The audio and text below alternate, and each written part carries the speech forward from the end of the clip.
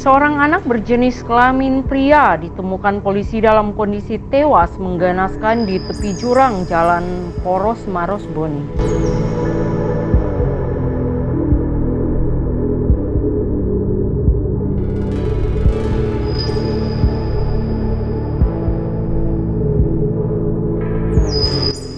Diduga korban dianiaya terlebih dahulu sebab polisi tim laboratorium forensik Lab 4 Polda Sulsel menemukan jejak darah di sekitar tempat kejadian.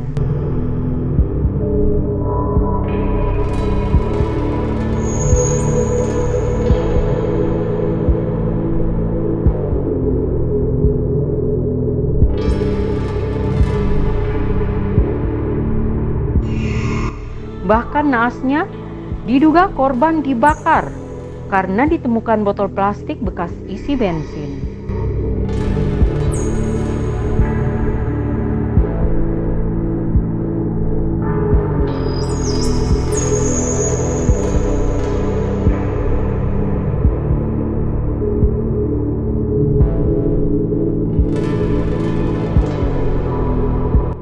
Polisi masih menyelidiki kasus pembunuhan sadis ini.